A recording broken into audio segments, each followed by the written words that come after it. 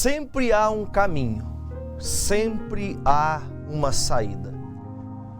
Quando a gente está passando por alguma situação que nós somos colocados muitas vezes a decidir o que fazer, e normalmente isso acontece praticamente durante todo o nosso dia, toda a nossa semana, toda a nossa vida. Toda a nossa vida, ela é feita de escolhas.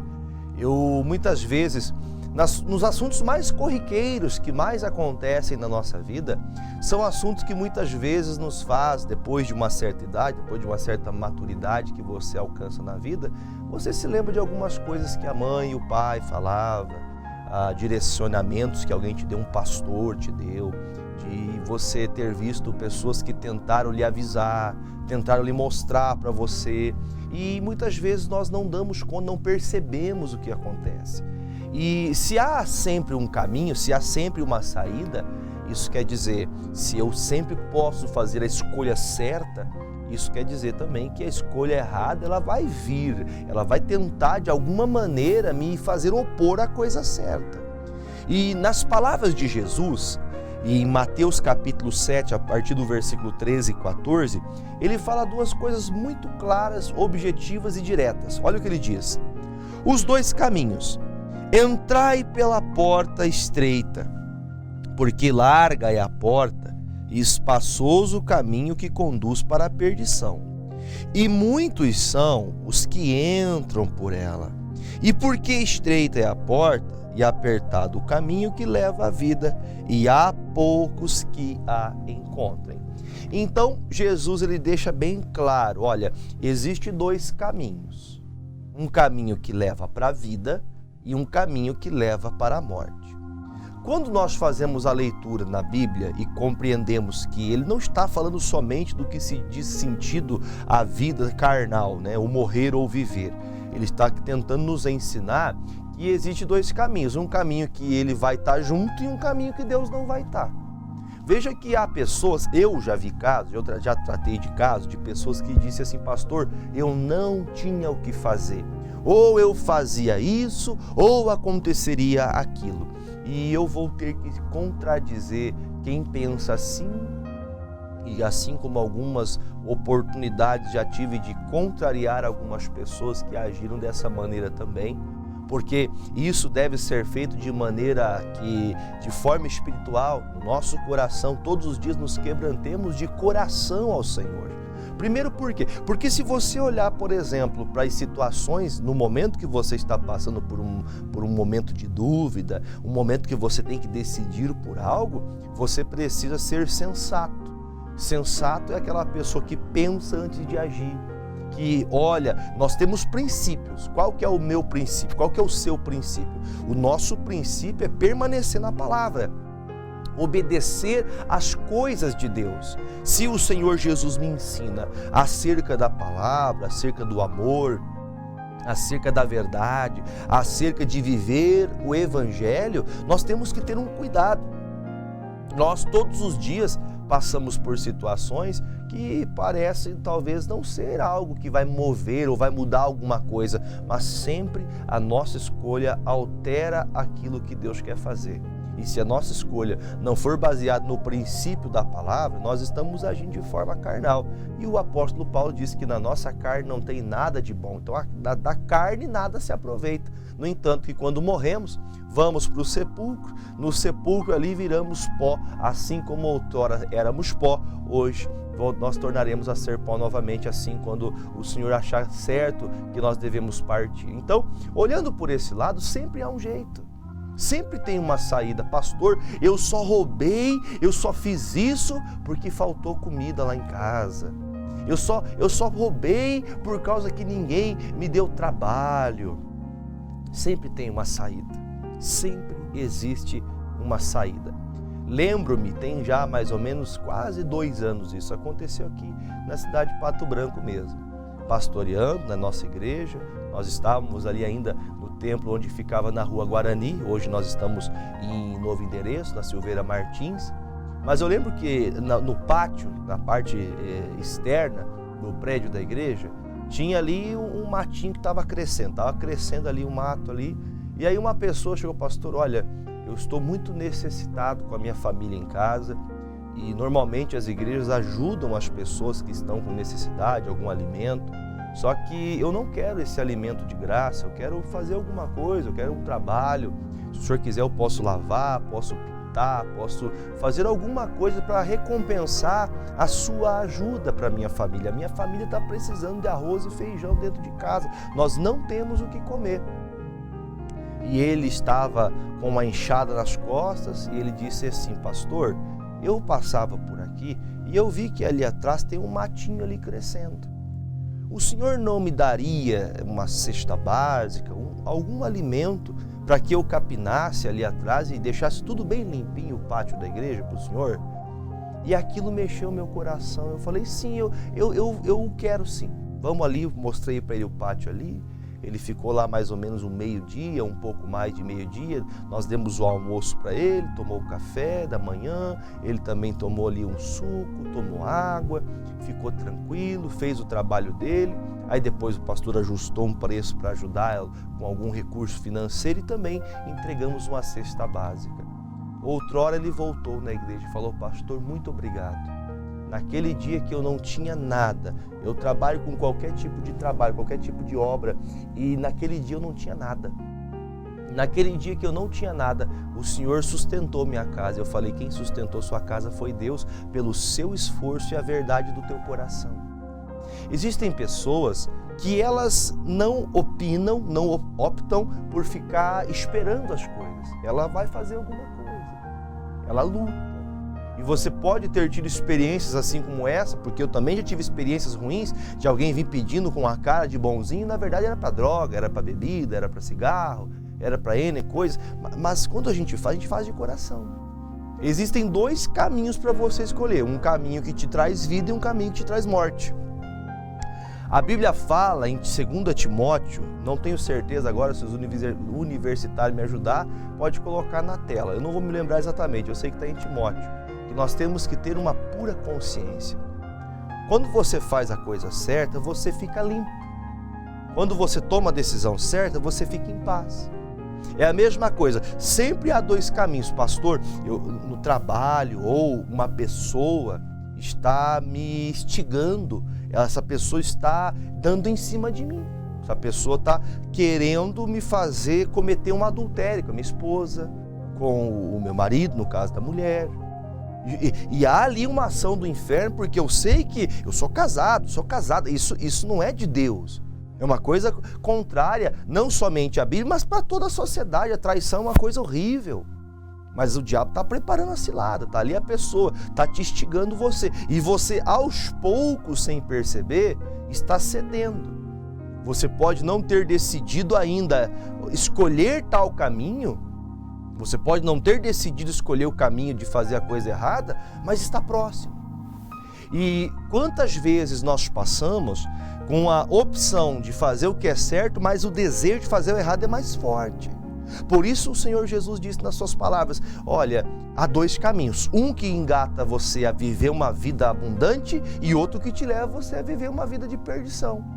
Porque se eu sei que se eu trair minha esposa, além dela me largar, além de eu ter um problema, meus filhos vão sofrer, a família vai sofrer por causa de uma escolha errada. Mas pastor, o senhor tem que entender. Não tem que entender nada. Há dois caminhos, um que leva para a vida e outro que leva para a morte. E se você escolhe o caminho que leva para a morte, o Senhor Jesus diz, é muito estreito o caminho para quem quer levar a coisa a sério, para quem quer levar a vida a sério. Por isso eu digo, sempre tem uma saída. A saída é fazer a coisa certa. A saída é fazer aquilo que Deus faria, que Jesus faria. Então, olha para essa palavra, analise com o seu coração, o seu entendimento, pare e pense. Sempre há uma saída. Pastor, eu não sei o que fazer, essa mulher está me perturbando, esse homem está me perturbando. Eu vou lhe mostrar uma coisa. Uma das coisas que a Bíblia nos ensina é que o único pecado que você não luta de frente com ele é o pecado da prostituição.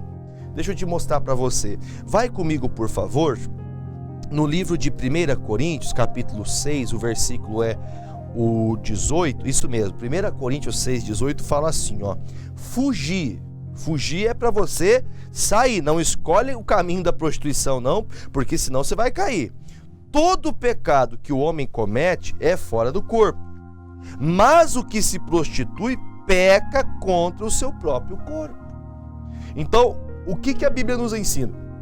Aquele que vai escolher o caminho, quando fala de prostituição, não se quer dizer somente a pessoa que vende o corpo por dinheiro para dar prazer momentâneo a uma pessoa. Não, não é isso não. A prostituição, quando eu me deixo levar pela prostituição, o desejo carnal de me entregar a uma outra pessoa, que não é minha mulher, no caso da mulher para o marido, ela está cometendo prostituição e adultério. Por isso ele fala, contra essa coisa chamada prostituição, você tem que fugir, a fugir mesmo. Se você é aquela pessoa que tem aquela coisa que parece que se apega em você, quando você olha para um site, você olha para a televisão, você vê uma pessoa ali, você sente aquela ardência, você tem que fugir disso. Porque se você não fugir, você vai escolher o caminho errado. Eu até anotei na minha mensagem, desse caminho aqui você tem que fugir. Esse caminho não há escolha, porque se você cair nele, você não sai mais. A não ser que haja arrependimento, a não ser que você se arrependa, a não ser que você se converta, peça perdão. E o pior de tudo não é isso. Como que fazemos para botar a cabeça no travesseiro e dormir? Acharam para mim o versículo de pura consciência? Está lá em Timóteo, pode só colocar ali rapidinho. Está lá em Timóteo, nós temos que ter uma pura consciência. Quem não tem pura consciência, ela não consegue ter paz. Por isso ela vai cometendo erros, ela comete um erro e porque ela está com a consciência pesada, ela ao invés de tratar o erro, ela vai e comete coisa pior, ela vai aumentando o fardo. Se já não bastasse um problema com uma pessoa, ela vai e aumenta com outra pessoa, com outras situações, ela vai aumentando o problema. Ela vai colocando, Ela vai colocando aquele desejo e isso faz com que ela se afaste de Deus. Ela vai extingando o Espírito, ela vai fazendo que o Espírito Santo se apague, o Espírito Santo vai sumindo da presença dessa pessoa, porque a pessoa que peca, diz a palavra, que ela se afasta de Deus. E há uma escolha, o caminho certo te leva para a vida, o caminho errado te leva para a morte. A morte está... Isso mesmo, pode pôr na tela, 2 Timóteo 1,3. Dou graças a Deus, a quem desde os meus antepassados sirvo com uma consciência pura, porque sem cessar faço memória de ti nas minhas orações noite e dia. Qual era a consciência que tinha, qual que era a maneira da consciência de Paulo para com as cartas que ele escrevia? Ele era puro. Ele não tinha nenhuma malícia nas palavras dele. Ele não agia com nenhuma maldade, ele não agia com nenhum pensamento contrário. Primeiro, por quê? Porque ele fazia a vontade de Deus. O próprio apóstolo Paulo disse assim, eu subjugo a minha carne à servidão, ser servo. Ele disse, a minha carne, essa carne que está nessa terra, escolheu o caminho de fazer a coisa certa. Então, eu tenho que fazer todos os dias, buscar a palavra de Deus, todo dia buscar ao Senhor. Agora, uma das coisas que mais estão violentando a mente das pessoas, vai comigo lá em Tessalonicenses, 1 Tessalonicenses, capítulo 5, versículo de número 18. Olha o que diz aqui, ó. Não extingais o Espírito. 2 Tessalonicenses, capítulo de número 5. Oh meu Deus, espera aí, só um minuto. É 1 Tessalonicenses 5, 18, isso mesmo. 1 Tessalonicenses 5, 18. Não extingais o Espírito. Perdão, gente, o pastor leu ao contrário, estava certo na tela. Em tudo dai graça, porque essa é a vontade de Deus em Cristo Jesus para convosco. Não extingais o Espírito, extingar é apagar. Não desprezeis as profecias. Deixa eu voltar para mim aqui. Extingar, o que é não extingar o Espírito? É não apague o Espírito Santo. Não faça que o Espírito Santo não vai ficar com uma pessoa que está emaranhada a coisa suja. A adultério, a prostituição, a mentira. O Espírito Santo não vai permanecer naquela pessoa falsa. O Espírito Santo não vai ficar vendo você fazer todo tipo de barbárie nesse mundo, das piores que existem, e vai permanecer em você, porque o Espírito Santo é sensível. Aí ele fala, não extingue, ou seja, não apague o fogo do Espírito Santo de você. Ou seja, o Espírito Santo vem até mim, ele enche a minha vida, mas o ser humano, pode afastar o Espírito Santo.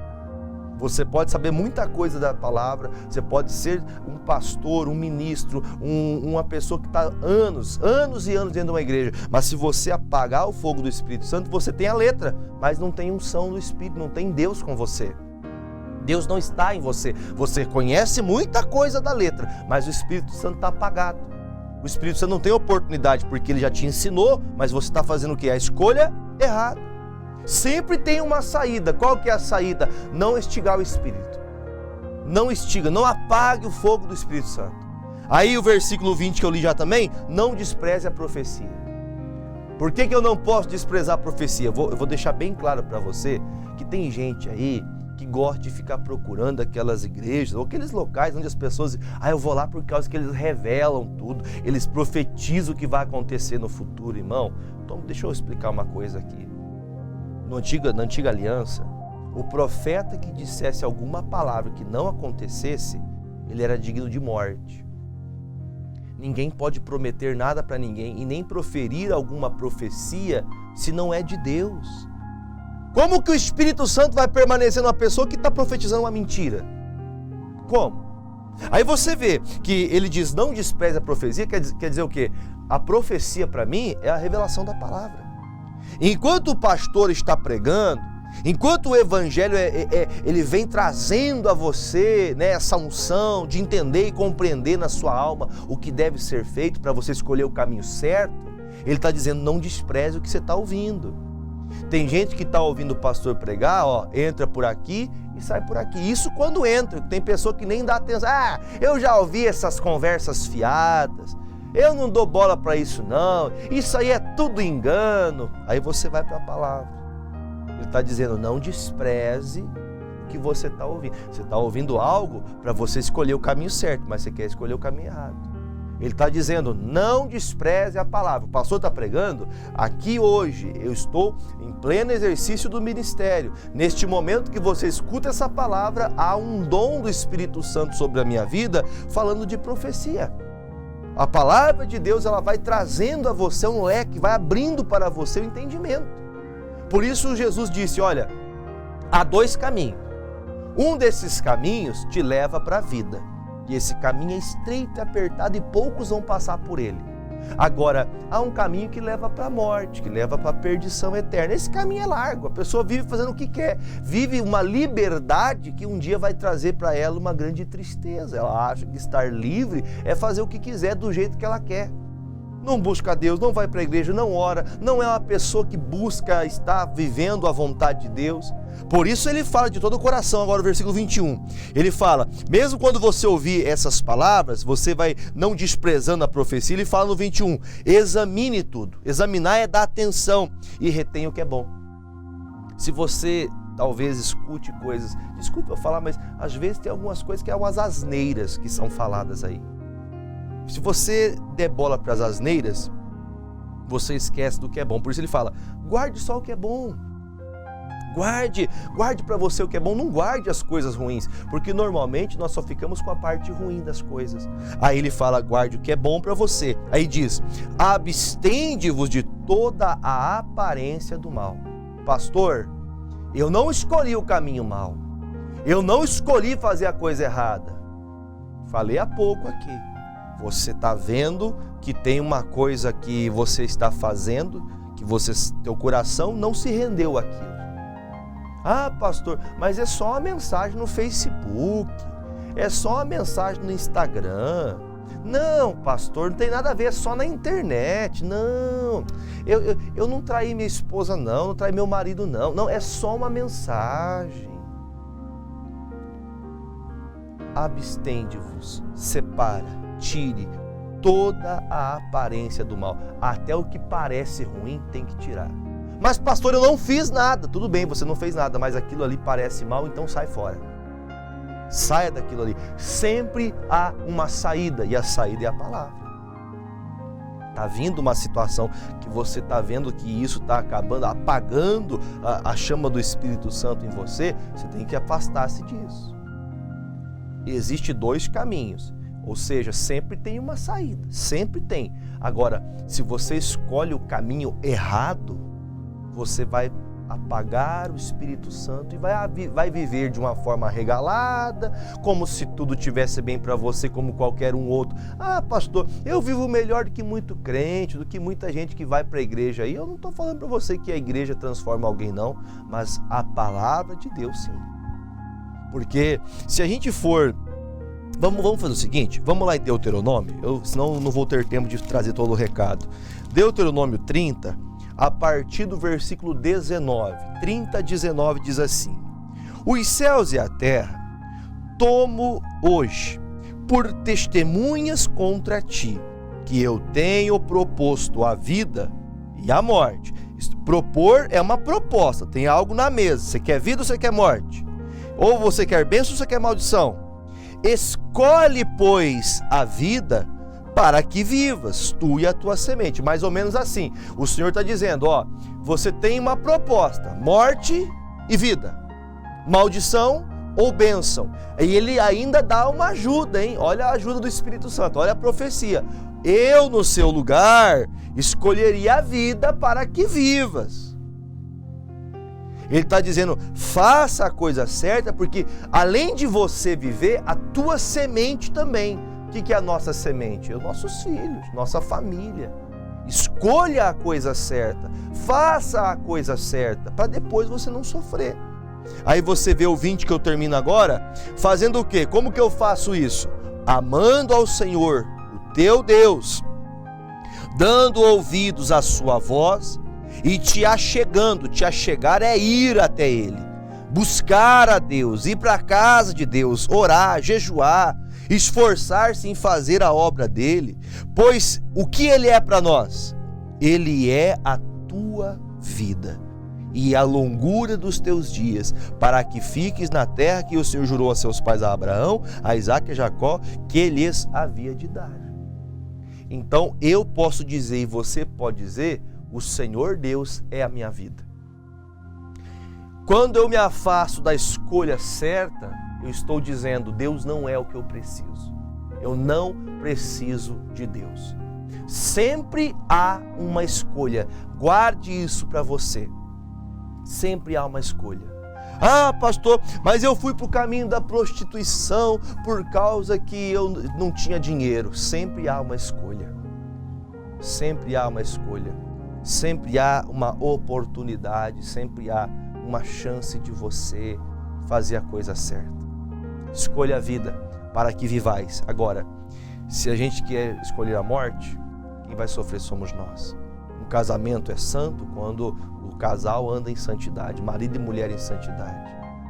Ah, pastor, mas é só um abraço, aquele abraço tem uma malícia. Ó, tira fora. Ah, mas eu só toquei. Tira. A malícia vai te fazer apagar o Espírito Santo de você. E como fica a consciência depois? Tem gente que está com a consciência pesada e não sabe nem o que fazer, porque deixou que o desejo errado te fizesse escolher o caminho errado. Agora, pastor, o que eu faço se eu escolher o caminho errado? Arrepende-te e volta.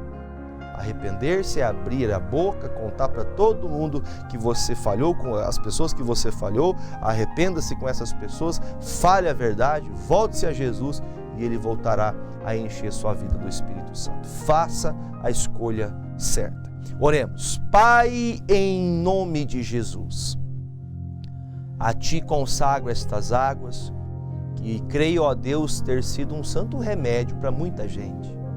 Oro, meu Deus, para que nestas águas haja unção para curar, para libertar, para operar as Tuas maravilhas.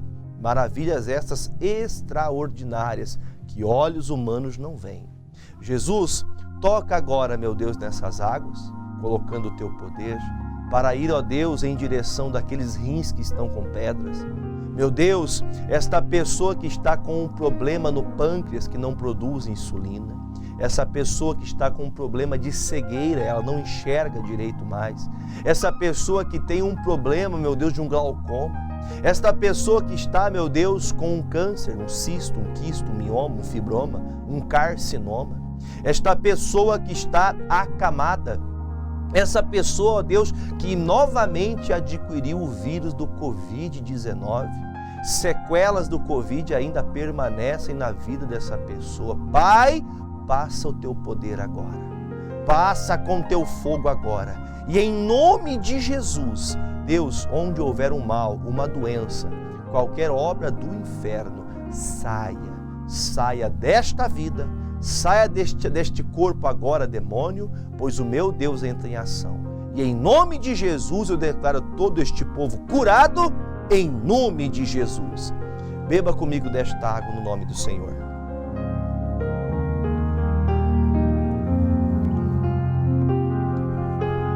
Bendito seja o nome do Senhor Jesus Cristo de Nazaré.